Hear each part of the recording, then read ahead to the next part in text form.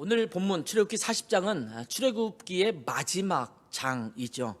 아마 출애굽기 중반 이후로 넘어서면서 하반부로 가면서 성막에 대해서 또 제사장의 옷에 대해서 어떻게 만들 것인가를 말씀하시고 그것을 그대로 행했던 기사가 어쩌면 반복적으로 나타나기 때문에 묵상하면서 이거 뭐 자꾸 또 했던 말씀 또 하고 이렇게 되돌이되는 거 아닌가 이런 생각을 가졌던 그런 내용일 겁니다. 드디어 이제 성막이 완성되는 내용이 오늘 본문에 기록되고 있습니다. 지금 이스라엘 백성은 애굽에서 출애굽해서 하나님께서 약속하신 땅 가나안 땅으로 가고 있는 여정 속에 있습니다. 시내 광야에 머물고 있는 이때는 출애굽해서 출애굽하고 홍해를 건넌 이후에 약 1년 정도가 되는 그런 시점입니다.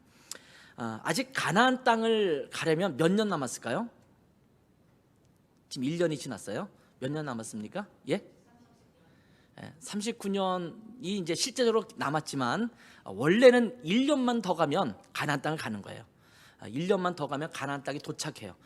그래서 여러분 민수기 13장 14장에 있는 내용을 보면 이제 가데스 바네아라는 광야에 가잖아요. 거기에서 이제 12명의 정탐꾼을 보냅니다. 거기서 12명의 정탐꾼 이야기를 듣고 만약 하나님께 순종해서 떠났다면 2년 만에 가나안 땅에 들어가는 겁니다. 그런데 12명의 정탐꾼 중에서 10명은 부정적인 보고를 하죠. 그 땅 정말 좋다. 정말 젖과 꿀이 흐르는 땅은 맞다. 그런데 그들은 정말 장대같이 키가 크고 정말 대단해서 그들이 보기에 우리는 메뚜기처럼 여겨진다. 그러니 어떻게 그곳에 가서 우리가 그 땅을 점령할 수 있겠느냐 이런 보고를 하죠. 여호수아와 갈렙 두 사람만 아니다 가서 우리가 그 땅을 차지하자 이렇게 이야기를 하는데 이스라엘 백성들이 그 말을 듣지 않습니다. 그리고 하나님 앞에 원망하죠. 우리를 왜 여기까지 데려와서 우리를 여기서 죽게 하는고 이렇게 원망하니까 하나님께서 이것들 봐라 안 되겠다.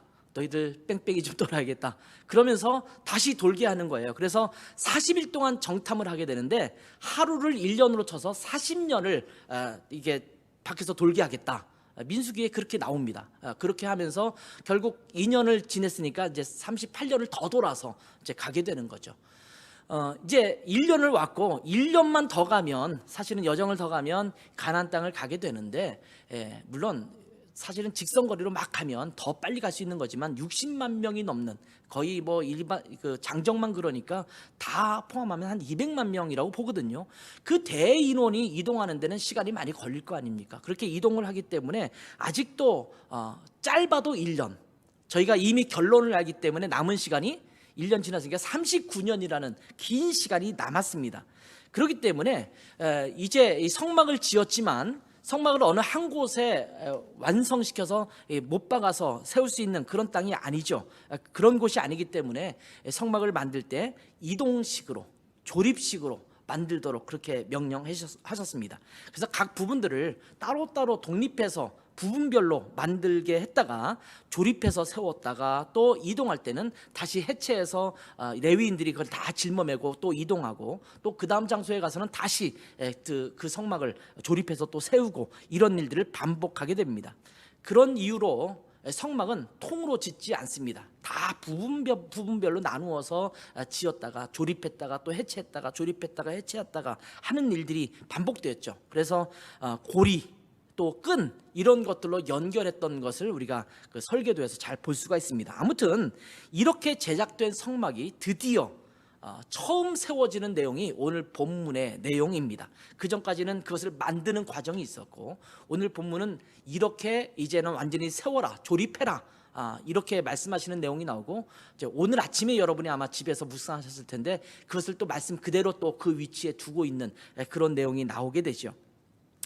자, 먼저 만들어진 모든 부분이 서로 연결해서 세워지도록 하라고 말씀하고 있고 성막의 기구들이 각 위치에 놓이도록 명령하십니다. 자, 만든 가구들이 각자의 위치에 놓이는 것은 어쩌면 당연한 일 아닌가 이런 생각을 하게 됩니다. 그럼에도 불구하고 하나님은 세심하게 또 다시 한번 무엇은 어디에 위치하도록 하라라고 말씀하면서 각각의 위치를 설명해 주시고 그렇게 명령하십니다. 여기서 우리가 받아야 될 첫 번째 교훈이 있습니다. 그게 뭐냐면 바로 자기 자리에 있어야 쓰임 받는다라는 내용입니다. 따라서 해볼까요? 자기 자리에 있어야 쓰임 받습니다. 예. 하나님은 모든 부분들, 성막의 부분들과 기구들이 제자리에 놓이도록 지시하십니다. 여러분, 이케아에서 물건을 좀 구입해 보셨습니까? 한국에서는 이케아가 들어온 지가 얼마 안 됐죠. 그런데 유럽은 이미 오래전부터 유학생들은 대부분 이케아에서 장 같은 것 아니면 의자라든지 아니면 그 가구들을 사다가 집에서 조립을 하게 되죠. 근데 조립을 하다 보면 꼭 뭔가 하나 남거나 뭐 그런 경우가 있잖아요. 이상하다, 다 조립을 했는데 왜 이 조각이 남을까? 이러다 보면 중간에 좀 사용하다 보면 어딘가 삐걱거리기 시작하죠. 그러다 보면 이게 이 부분에 들어가야 되는데 우리가 이걸 놓치고 빼먹었구나, 이런 부분이 있잖아요. 조립도가 있고 거기에 부품이 왔으면 그 부품과 조립한 내용들이 다 잘 맞아 떨어져야지 그것이 설계하신 분, 그 가구를 설계하신 분의 의도에 맞게 잘 견고하게 설 수 있는 거거든요. 근데 그렇지 못하다 보니까 사실은 제대로 서 있지 못하거나 그 기간 동안 사용하지 못하고 중간에 버리게 되는 그런 일들이 벌어집니다.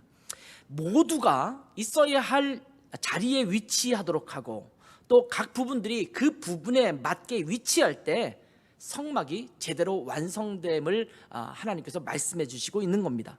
아무리 잘 만들어졌다고 하더라도 제 위치에 있지 않으면 성막은 온전히 완성되었다고 할 수가 없습니다.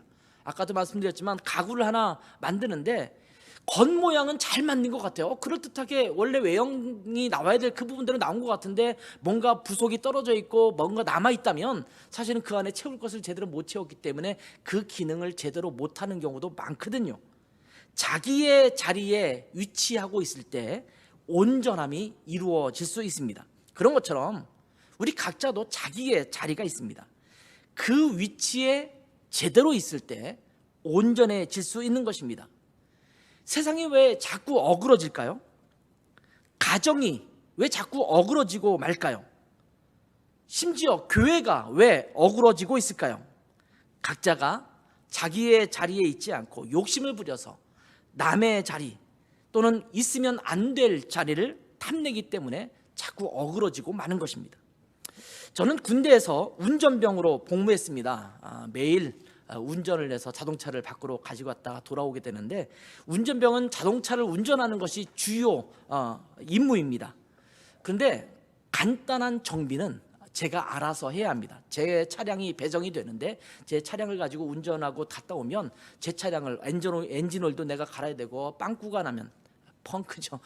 타이어에 빵꾸가 나면 그 빵꾸 다는 것도 제가 떼워야 돼요. 다 일일이 이렇게 붙여서 떼우고 그런 일도 해야 되고 웬만한 것들은 제가 알아서 이렇게 고쳐야 됩니다. 그래서 제가 나름대로 자동차, 요즘은 이제 전자제어 장치로 많이 돼 있어서 그렇게 못하지만 예전에는 제가 자동차 웬만하면 제가 다 이렇게 부품도 갖다 끼우고 뭐 이렇게 했었거든요. 물론 수송부 안에 정비병이라는 사람이 있어요. 큰 문제가 발생하거나 좀 큰 정비는 정비병이 맡아서 그걸 하게 되지만 내게 맡겨진 차량은 간단한 것들은 내가 스스로 정비를 해야 했습니다. 그래서 이 정비를 할 때는 차량 정비를 위한 공구들이 필요하잖아요. 뭐 스패너도 필요하고 뭐 자키도 필요하고 여러 가지 공구들이 필요하게 되는데 이 공구들이 아무렇게나 놓여져 있으면 공구를 찾는데 굉장히 많은 시간이 허비됩니다. 또 도구들이 쉽게 잃어버려질 수 있습니다. 그렇기 때문에 운전병이 근무하는 수송부 안에는요 공구를 놓는 자리가 정확하게 정해져 있습니다. 물론 서랍장이나 이런 데 들어가 있는 공구도 있지만 큰 공구들 있잖아요. 그런 것들은 마치 주차장에 주차 구역을 이렇게 선으로 그어 놓듯이 있어야 할 위치를 선으로 이렇게 그어 놓거든요. 그래서 반드시 거기다 놓게 돼 있어요. 뭐 엔진 오일을 통이 있으면 거기다 놓게 되고 뭐 자키가 있으면 자키가 위치가 있는 곳이 있어서 노란 선으로 이렇게 그어 놓고 거기에 항상 위치하도록 되어 있거든요. 그래서 제가 이것을 필요하면 갖다 쓰고 또 제대로 된 위치에 딱 갖다 놓고 그러면 다른 운전병이나 다른 정비병이 그 일을 그것을 사용할 때도 언제든지 그곳에 가면 그것을 사용할 수 있도록 그렇게 만들어 놓습니다. 모르겠습니다. 요즘 군대는 어떤지 모르지만 제가 군대 생활할 때는 그렇게 해서 표시를 해 놓았습니다. 그렇게 하지 않으면 굉장히 혼란스럽고 작업도 더딜 수밖에 없습니다. 공구 찾는 일이 더 많은 시간을 갖게 될 때도 많거든요. 그렇기 때문에 우리 각자도 자기 자리에 정말 잘 있는 것, 이것은 정말 중요합니다. 정치인들이 정치인으로서의 자기 자리를 잘 지켜야 합니다. 불필요한 일에 욕심을 부리니까 정치가 혼란으로 치닫게 되는 것입니다. 아버지는 아버지의 자리에서, 어머니는 어머니의 자리에서, 남편은 남편의 자리, 또 아내는 아내의 자리, 또 학생은 학생의 자리에서, 또 직장으로 따지면 사장은 사장의 자리에서, 또 직원은 그 맡은 자기의 직무의 자리에서 자기 역할을 잘 감당하지 않으면 그 사회는, 그 공동체, 또 그 조직체는 제대로 유지될 수가 없는 것입니다. 그런데 자꾸 자기 자리를 지키지 않고 일탈을 일삼게 되니까 어그러지고 망가지는 것을 우리 눈으로 보고 있습니다. 보통 우리가 무엇다운이라는 말을 사용할 때가 많습니다. 무엇답다. 대통령은 대통령다워야 합니다. 요즘 여에서 야에서 또 제3의 당에서 여러 대통령 후보들이 이제 막 나오고 있어요. 우후죽순처럼 막 나오고 있는데, 대통령 후보는 뭐다워야 될까요? 대통령 후보다워야 되죠. 그런 사람이 아마 표를 얻지 않을까요? 남편은 남편다워야 합니다. 아내는 아내다워야 합니다. 부모는 부모다워야 하고 자식은 자식다워야 합니다. 제가 목사인데 목사는 목사다워야 합니다. 그리고 여러분, 우리 모든 그리스도인들은 그리스도인다워야 합니다. 그런데 그 무엇다움이라는 것이 상실되니까 제 기능, 제 역할을 하지 못하게 되는 것입니다. 그러니까 결국은 그 공동체가, 그 조직체가, 그 사회가 무너지고 마는 것입니다. 내가 있어야 할 자리, 또 내가 무엇다운 그 자리, 그것을 지키는 것이 굉장히 중요합니다. 그런 의미에서 교회는 교회다워야 합니다. 그런데 교회가 교회다움을 상실해버리면 누가 이 세상을 밝히겠습니까? 우리는 지금 교회다운 교회인가 한번 생각해 볼 필요가 있습니다. 지금 나는 그리스도인다운 그리스도인인가 스스로에게 진지하게 질문해 보아야 합니다. 여러분, 오늘 성막 이야기가 말씀에 나오고 있는데 언약궤가 지성소에 있어야 되거든요. 근데 지성소에 있지 않고 성막의 뜰 안에 있다고 생각해 봅시다. 금 등잔대가 성소 안에 있어야 되는데, 지성소와 성소가 이게 나뉘어져 있지 않습니까? 그 지성소 밖에 있는 것이 성소인데, 성소 안에 금 등잔대가 놓여져 있어야 되는데 그것이 성막의 뜰 앞에 있는 문 옆에 있다고 생각합시다. 그가 있어야 될 자리가 아닌 것입니다. 번제단이 지성소 안에 들어가 있어도 안 됩니다. 번제단은 성막의 뜰에, 성소 앞에 위치해 있어야 합니다. 각각 자기의 위치가 있는 것입니다. 그 자리에 제대로 놓여질 때 성막이 성막다워지고, 지성소가 지성소다워지고, 성소가 성소다워지는 것입니다. 그래야 그 성막에 하나님의 영광이 임하게 되는 것입니다. 여러분은 지금 그리스도인다운 자리에 있습니까? 그리스도인으로서 있으면 안 될 자리에 있는 것은 아닙니까? 이건 단지 장소의 측면을 말씀드리는 것은 아닙니다. 우리의 태도와 우리의 행동, 우리의 말, 우리의 자리, 이 모든 측면에 대한 말씀입니다.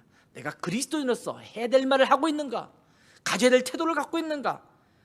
그리스도인으로서 해야 될 행동을 지금 행하고 있는가를 돌아봐야 합니다. 교회 공동체를 이루고 있는 우리 모두도 하나님께서 있게 하신 그 자리를 잘 지켜야 합니다. 하나님은 내게 어떤 자리에서 무엇을 하도록 하시는지 깊이 묵상해야 합니다. 그러면서 내 자리를 지키면서 그 역할을 감당하는 자들이 되어야 합니다.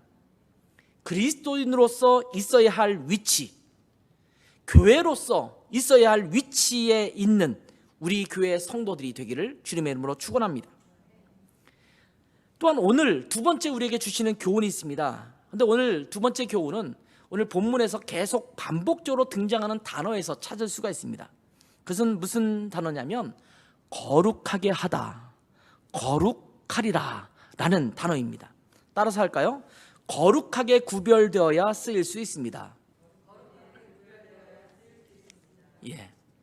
오늘 본문을 보니까 제작된 모든 성막의 부분들을 조립하고 또 그 기구들을 제자리에 둔 이후에 하는 일이 있었습니다. 그게 뭐냐면 그 모든 것들에 관유를 바르는 겁니다. 관유.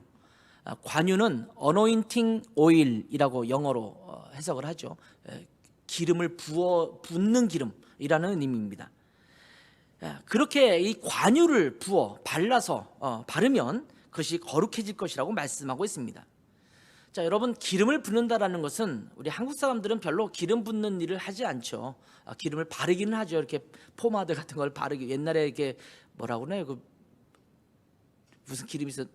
기름이죠. 이렇게 머리에 바르는 기름, 이런 걸 바르기도 하고 뭐 반질반질하게 그렇게 했던 것 같아요. 옛날에는 머리를 자주 감을 수 없으니까 이 자그마한 아주 세밀한 빗을 가지고 막 빗고 여기다 이렇게 기름을 발라서 여자분들도 이렇게 해서 쪽지고 이렇게 했던 것을 기억나요? 그런 것만 했던 것 같은데, 이스라엘 사람들은 기름을 붓는 행위가 있습니다. 그게 뭐냐면 안수하고 기름 붓는다라는 표현이 있잖아요. 메시아라는 단어도 사실은 이 기름을 부음 받은 자다, 이런 의미거든요.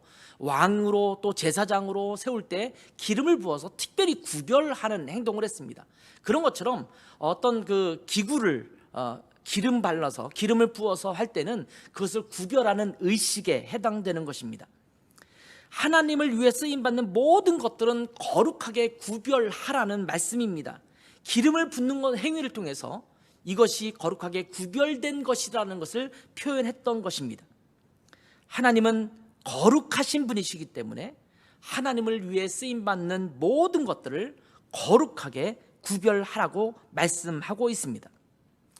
어느 나라에 대사로 임명받아서 대사로 가는 사람들이 있죠. 엠베서더, 대사로 가는 사람들은 그 파견받은 자기 나라의 대통령을 대신해서 그 나라에 파견되는 것입니다. 그렇기 때문에 대사의 행동과 말은 국격을 갖춰야 합니다. 예를 들면 대한민국의 대사로서 어느 나라에 간다고 하면 대한민국의 국격을 갖춘 자가 되어야지, 그렇지 못하면 그 대사로 말미암아 대한민국이 망신을 사게 될 때도 종종 있게 됩니다. 우리가 하나님께 쓰임받는 자라고 한다면 거룩하신 하나님의 영광을 반영하는 자들이 되어야 합니다. 그렇기 때문에 교회 공동체는 거룩하게 구별되어야 합니다. 교회는요, 세상의 일반 조직체, 일반 단체와는 다른 곳입니다. 정확하게 구별되어야 합니다. 하나님의 일을 하는 자들도 거룩하게 구별되어야 합니다. 이 거룩함이 상실되면 하나님의 위대한 일을 감당할 수 없는 것입니다. 그렇기 때문에 우리 스스로를 거룩하게 만드는 일, 이것은 그 무엇보다도 중요합니다. 여러분, 성막과 성막의 기구들을 만드는 장면들을 쭉 우리가 출애굽기를 통해서 묵상해 보았는데, 여러분, 대부분 어떤 것들로 이 성막을 또는 성막의 기구들을 만들었습니까? 그 당시에 일반 사람들이 구하기 쉬운 것들입니다. 그러니까 일상생활에 굉장히 평범하게 구할 수 있는 것들이 재료가 되었다라는 말씀입니다. 물론 은과 금이나 보석 같은 것들이 등장합니다만 정말 귀한 것이긴 했지만 일상적인 사람들이 전혀 볼 수 없는 아주 희귀한 것들은 아니었습니다. 누구나 집에 있을 수도 있는 그런 것이었습니다. 예를 들면 널판을 만든다든지 아니면 그 언약궤를 만든다든지 그런 나무를 만들 때 어떤 나무를 사용했을까요? 굉장히 성경에 자주 등장하죠. 이런 나무로 이것을 만들라고 할 때 성경 우리 개역 한글판, 개역 개정판에는 조각목이라는 단어가 쓰였습니다. 조각목으로 만들라, 이렇게 말씀하고 있어요. 이것을 표준 세번역 성경이나 영어 성경 보면 아카시아 나무라고 번역을 했습니다. 물론 우리나라에서 보는 아카시아 나무와는 좀 다른 형태의 아카시아 나무예요. 그렇지만 이 아카시아 나무, 성경에는 때로는 시띠나무라는 표현으로 쓰기도 하는데, 이 시띠나무, 아카시아 나무, 이 조각목은요, 중동, 고대 근동 지역에서, 지금도 마찬가지인데 근동 지역에서 언제나 흔하게 구할 수 있는 그런 나무입니다. 여러분 생각해 보십시오. 언약궤라는 것은 엄청나게 귀한, 아주 존귀한 그런 성구 아닙니까? 근데 그 성구를 만들 때 우리가 생각하면 정말 잘 부서지지도 않고 정말 귀한 나무, 이런 목재를 구해다가 만들어야 된다고 생각할 수 있잖아요. 그런데 흔한 그 당시에 지천에 널려있는 그런 나무를 통해서 그 성막의 널판을 만들게 하고 언약궤를 만들게 하고 이랬던 장면들을 보게 됩니다. 그러니 이 아주 일상의 흔한 평범한 그런 것들을 가져다가 성막의 기구로 만들고 그것을 구별해서 거룩하게 했다라는 겁니다. 하나님께서 구별해서 거룩하게 했기 때문에 그것이 거룩하게 된 것입니다. 그 재료 자체가 거룩해서 거룩한 것이 아니라 하나님께 쓰임받도록 구별하여 거룩하게 했기 때문에 거룩한 것입니다. 여러분, 아브라함이 이스라엘 민족의 조상으로 선택을 받았는데 아브라함이 대단한 사람이었기 때문에 그가 선택받은 것이 아닙니다. 아주 평범한 한 사람인데 하나님께서 아브라함을 선택했기 때문에, 구별했기 때문에 거룩한 민족을 이루게 되는 것입니다. 목사는 보통 거룩하게 보지 않습니까? 성직이라고 말하잖아요. 그런데 이 목사가 거룩한 것이 아닙니다. 목사를 하고 있는, 목사의 역할을 하고 있는 안창국이라는 사람이 거룩해서 하나님께서 거룩한 목사로 세운 것이 아니라 하나님께서 부르셔서 구별했기 때문에 거룩한 일을 하게 되는 것입니다. 여러분, 이 강대상도 사실은 여기에 있는 나무들도 굉장히 평범한 나무인 것 같아요. 아주 고가의 나무는 아닌 것 같아요. 근데 이것이 거룩합니다. 왜 거룩합니까? 하나님께서 구별해서 하나님의 일을 위해서 쓰임받도록 지금 이곳에서 그 역할을 하고 있기 때문에 거룩한 가구, 성구라고 말하죠. 성구, 거룩한 도구가 된 것입니다. 피아노도 술집에 있으면 술집 피아노지만 교회 안에 있어서 하나님의 찬양을 위해서 드리는 그런 기구로 사용된다면 거룩한 도구가 되는 것입니다. 그런데 문제는요, 우리 그리스도인들이 우리가 거룩해야 된다는 것을 인식하지 못하고 있는 것 같습니다. 여러분 어떻습니까? 여러분 일상생활하면서 내가 거룩하게 살아야지, 이것을 늘 인식하며 사십니까? 집에서 살림하시면서, 아니면 주변의 친구들을 만나면서, 직장 가면서, 학교에서 공부하면서 여러분이 생활하는 모든 생활의 터전에서 나는 거룩하게 살아야지, 이런 생각을 인식하며 살고 계세요? 아니, 난 목사도 아닌데 뭐 그렇게 거룩하게 살아야 돼?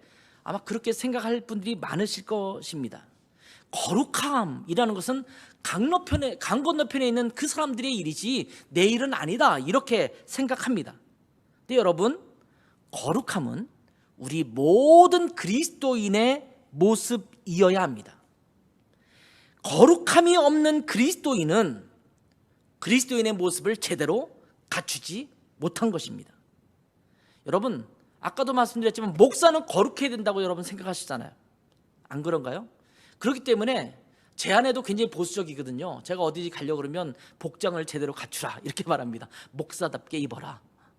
놀러 가야 되는데 반바지도 못 입고 뭐 이런 일도 벌어질 수 있잖아요. 근데 이 겉으로 갖추는 거룩함, 뭐 사람들은 목사니까 그렇게 갖춰야 되고 뭐 이렇게 뭐 이런 말을 해야 되고 이런 행동하면 안 되고 이런 그 정해진 것들이 있지 않습니까? 뭐 어떤 경우는 교회 장로님 정도 되면 그래도 장로님이니까 이런 모습을 좀 갖춰야 되는 거 아니야? 라고 하는 그 거룩함에 대한 기대들이 있지 않습니까? 그런데 우리 스스로에 대해서는 어떻게 생각하세요? 나는 목사가 아니잖아. 난 장로도 아니고, 나는 지금 교회 나온 지 얼마 안 된 사람이고, 예수 믿은 지 얼마 안 된 사람이니까 뭐 이 정도면 됐지, 자꾸 거룩함을 나한테 요구하지 마. 아마 많은 그리스도인이 그렇게 사는 것 같아요. 그래서 교회에 대해서는 때때로는 비난하기도 해요. 교회가 이러면 안 되지, 왜 사랑이 없어, 이렇게 말하면서 자기는 거기서 살짝 벗어나 있어요. 나는 아직은, 근데 교회는, 목사는, 이렇게 말할 때가 많잖아요. 여러분, 따라서 합시다. 모든 그리스도인은 거룩해야 합니다. 그 생각을 여러분 머릿속에 꽉 채우고 사세요. 설거지 하시면서, 집안일 하시면서, 또 친구들과 함께 만나서 교제하면서, 직장 생활하면서, 여러분, 나는 거룩하게 살아야 된다라는 생각을 갖고 사시는 여러분 되시기 바랍니다. 하나님은요, 내가 거룩하니 너희도 거룩하라, 이렇게 말씀하십니다. 레위기 22장 45절 같이 한번 읽어볼까요? 시작. 나는 너희의 하나님이 되려고, 안 나왔나요? 나는 너희 하나님이 되려고 너희를 애굽 땅에서 인도하여 낸 여호와라. 내가 거룩하니 너희도 거룩할지니라. 여러분, 거룩함의 그 기준이요, 뭐 모세 정도 되라, 아니면 엘리야 정도 되라, 이렇게 말씀하지 않습니다. 내가 거룩하리, 하나님이 거룩한 것처럼 너희도 거룩하라, 이렇게 말씀하고 있는 겁니다. 우리의 거룩함은 하나님처럼입니다. 우리의 목표는 하나님의 거룩하심처럼 거룩하게 사는 것입니다. 우리의 삶은 하나님을 반영하는 삶이 되어야 합니다. 디모데후서 2장 20절 21절을 볼까요? 같이 한번 읽어보겠습니다. 디모데후서 2장 20절 21절 시작. 큰 집에는 금그릇과 은그릇뿐 아니라 나무그릇과 질그릇도 있어 귀하게 쓰는 것도 있고 천하게 쓰는 것도 있나니, 그러므로 누구든지 이런 것에서 자기를 깨끗하게 하면 귀히 쓰는 그릇이 되어 거룩하고 주인의 쓰심에 합당하며 모든 선한 일에 준비함이 되리라. 자, 이 말씀에서 주인의 쓰심에 합당한 거룩한 그릇, 그것은 어떤 그릇일까요? 예, 깨끗한 그릇입니다. 금그릇, 은그릇, 이게 귀한 그릇이잖아요. 근데 금그릇이냐 은그릇이냐 질그릇이냐 나무그릇이냐, 이것이 아니라 깨끗한 그릇을 거룩하게 쓰시겠다라고 말씀합니다. 우리 둘째 아들 예종이가 나는 흙수저도 아니고 금수저도 아니고 나는 은수저도 아니고, 그러면서 뭐라고 하냐면 굉장히 명언을 남겼어요. 나는 깨끗한 수저가 될 거예요. 우리 아들이 그런 말을 하는 아주 훌륭한 아들이에요. 깨끗한 수저가 될 거예요. 하나님은 깨끗한 그릇을 사용하세요. 아무리 금그릇이라도 거기서 온갖 오물들이 들어있다면 그건 더러운 그릇입니다. 하나님은 우리를 깨끗한 그릇이 되기를 원하시고, 그래서 하나님께서 사용하기를 원하십니다. 우리가 거룩해야 주님의 쓰심에 합당할 수 있습니다. 우리 교회가 거룩해야 하나님의 쓰심에 합당할 수 있습니다. 우리 각자가 그리스도인으로서 거룩해야 하나님께 쓰임받을 수 있습니다. 근데 이 거룩함은요, 내가 만들 수 있는 것이 아닙니다. 내가 애쓰고 노력한다고 만들어지는 것이 아닙니다. 예수 그리스도의 보혈로 깨끗하게 되고 또 성령의 역사로 거룩해지는 것입니다. 성령님께 우리의 삶을 맡기며 살아갈 때 거룩한 삶을 살아가게 되는 것입니다.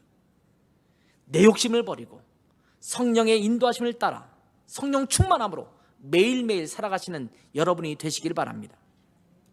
마지막으로 우리에게 주시는 교훈은 순종에 대한 교훈입니다. 따라서 합시다. 순종을 통해 하나님의 일이 이루어집니다. 자, 오늘 본문만이 아니라 성막을 제작하는 모든 과정 속에서 일관되게 나오는 말씀이 있습니다. 그게 뭐냐면 모세와 이스라엘 백성이 하나님께서 명령하신 대로, 말씀하신 대로 순종하여 행했다라는 것입니다. 명령하신 대로 행했다, 말씀하신 대로 행했다, 이런 표현입니다. 모세는 하나님께서 말씀하신 대로 성막을 만들고 그 자리에 있게 하고 관유를 발라서 거룩하게 하는 일을 다 행했다, 이렇게 말씀하고 있는 겁니다. 16절 보세요. 모세가 그같이 행하되 곧 여호와께서 자기에게 명령하신 대로 다 행하였더라. 하나님께서 시시콜콜하게 말씀하시는 그 말씀을 듣고 모세는 그 말씀하신 대로, 명령하신 대로 다 행했습니다. 교회의 공동체의 지도자는 자기의 뜻대로 행하는 자가 아니라 하나님께서 말씀하신 대로 행하는 자여야 합니다. 모세가 하나님께 쓰임받는 위대한 지도자가 될 수 있었던 가장 큰 이유가 있다면 그것은 바로 하나님께 순종하는 자였기 때문입니다. 출애굽의 역사를 보면 때마다 모세는 하나님께 기도했습니다. 하나님께 물었습니다. 하나님께서 말씀하시면 그 말씀대로 행했던 것을 그 출애굽의 역사를 통해서 살펴볼 수가 있습니다. 모세는 이스라엘 민족을 이끄시는 주체가 되시는 하나님의 명령과 지시를 따라 행하는 자였기 때문에 이스라엘의 위대한 지도자가 될 수 있었습니다. 우리에게 필요한 것은 하나님께 순종하는 것입니다. 신실한 그리스도인은 하나님께 순종하는 자입니다.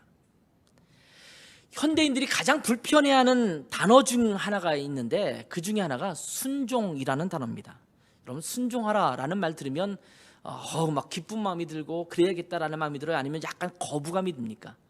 아마 요즘 현대인들은 특별히 순종이라는 단어에 알레르기 반응을 일으킬 정도로 내가 왜 순종해야 돼? 누가 위고 누가 아래야? 어떻게 누가 명령을 하고 누구는 순종해야 돼? 그런 일은 없어. 우리는 다 평등하니까. 이렇게 말하는 시대를 살아가고 있습니다. 내 부모에게 순종하라. 장로라는 것은 오늘의 이제 목사를 일컫는 성경의 단어인데, 장로에게 순복하라. 뭐 이런 단어가 성경에 나오잖아요. 하나님께 순종하라는 말은 뭐 성경 전체에 일관되게 자주 등장하는 그런 말씀이기도 합니다. 여러분, 현대인들은요, 주종 관계를 싫어합니다. 갑을 관계를 싫어합니다. 특별히 주종 중에서 종이 되기를 원하지 않고 갑을 중에서 을이 되기를 원하지 않습니다. 다 주가 되고 싶어하고 그다음에 갑이 되고 싶어합니다. 개인의 독립성과 자유를 갈구하는 것이 현대인입니다. 현대는 왕정 시대가 아니기 때문에 당연한 일입니다. 르네상스 시대 이후에 인간 중심적 사고가 점차 확대되기 시작하면서 개인의 자유를 강조하는 시대로 급격하게 바뀌었습니다. 그동안은 계급에 의해서, 인종에 의해서, 성별에 의해서, 신분에 의해서 차별받던 것을 이제는 모든 것이 제자리로 회복되었습니다. 여러분, 차별하지 않고 서로 평등한 것은 제자리입니다. 가야 할 자리입니다. 있어야 할 자리입니다. 그런데 문제는 있어야 할 자리까지 간 것이 아니라 그것을 넘지 말아야 될 선까지도 넘어버린 것이 문제가 아닌가, 이런 생각을 하게 됩니다. 그러니 이제는 하나님께서 창조하신 창조 질서를 벗어나려는 시도가 끊임없이 계속되고 있습니다. 이제는 부모 자녀 관계도, 스승과 제자의 관계도 그 질서가 깨지고 있습니다. 그럼 이렇게 물을지 몰라요. 그 질서 누가 만들었는데? 질서도 부인하는 시대가 됐습니다. 다른 사람은 모르겠어요. 근데 우리 하나님의 사람들은, 우리 그리스도인들은 분명한 질서가 이 안에 있어요. 하나님의 창조 질서라고 말합니다.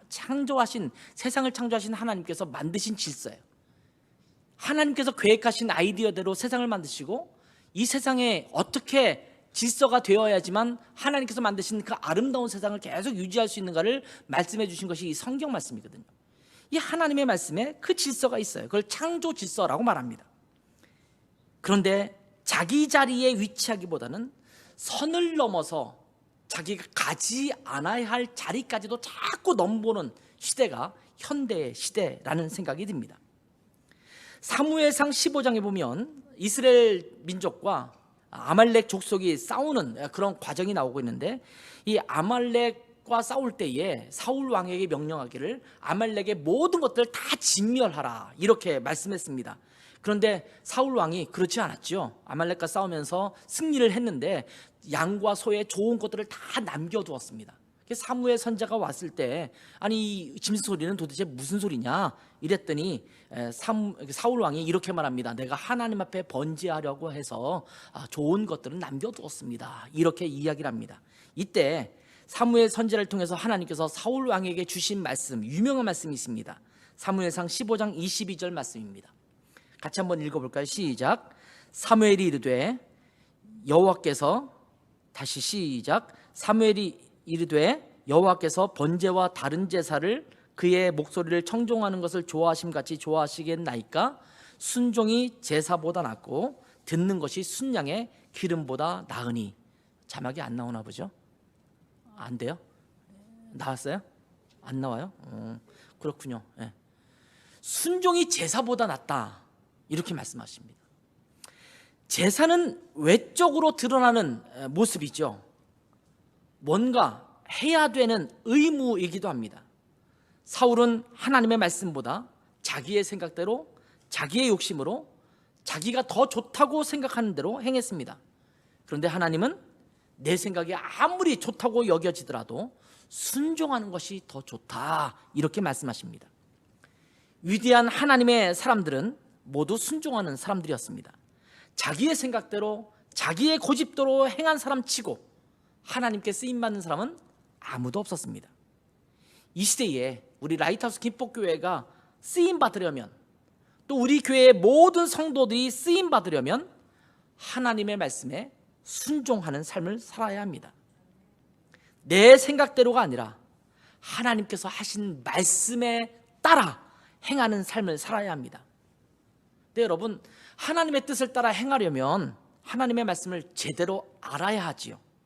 요즘 그리스도인들 중에서 나름 내 생각대로 하나님의 말씀이라고 생각하면서 행하는 사람들이 많아요. 성경을 제대로 공부하지도 않고 묵상하지도 않으면서 그냥 막연하게 이거는 하나님께서 기뻐하시는 거야 라고 추측하면서 그렇게 행동하면서 하나님의 뜻이라고 말하는 사람도 많습니다. 이게 사울 왕이 그랬거든요. 하나님께서 말씀하신 것을 깊이 생각하지 않고 자기의 생각대로 그냥 판단한 것입니다.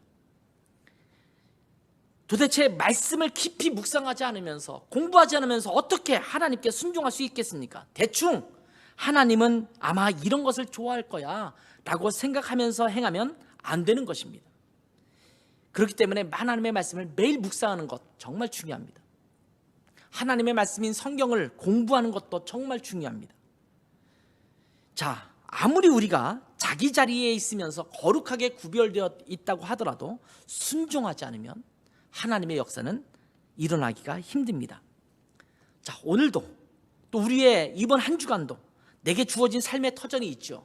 이곳에서 하나님께서 내게 주신 자리가 어디인가, 내가 그리스도인답게 서 있는가를 깊이 생각하고 하나님 앞에 거룩한 삶을 살아가는, 또한 하나님 앞에 순종하며 살아감을 통해서 하나님 앞에 영광을 돌릴 수 있는, 하나님 앞에 쓰임받을 수 있는 귀한 우리 라이트하우스 김포 공동체가 되기를, 또 귀한 성도님들이 되시기를 주님의 이름으로 축원합니다. 기도하겠습니다. 하나님 아버지, 주님의 은혜를 저희가 깊이 감사하고 또 우리에게 베푸신 주님의 은혜 때문에 우리가 생명을 얻고 이 땅에 살아갈 수 있음을 인하여 참으로 감사합니다. 하나님께서 저희를 그리스도인으로서 구별해 주시고 또 그리스도의 보혈로 거룩하게 해주시고 성령 안에서 늘 그 거룩한 삶을 살아갈 수 있는 힘과 능력을 주셔서 참으로 감사합니다. 하나님, 그럼에도 불구하고 자꾸 우리의 욕심에 따라 넘지 말아야 될 선에 넘어가며 우리가 잊지 말아야 될 자리에 자꾸 탐내고 또 하나님 앞에 순종하지 않고 내 생각대로 살아갔던 삶이 우리 가운데 많았음을 고백합니다. 하나님, 저희가 돌이켜 하나님께서 우리에게 있어야 할 자리를 주신 그 자리를 지켜가며 하나님 앞에 거룩한 삶으로 하나님의 뜻에 순종하며 주님 앞에 쓰임받는 우리 교회 공동체, 또 우리 교회 모든 성도들 될 수 있도록 축복해 주시옵소서. 예수님의 이름으로 기도했습니다. 아멘.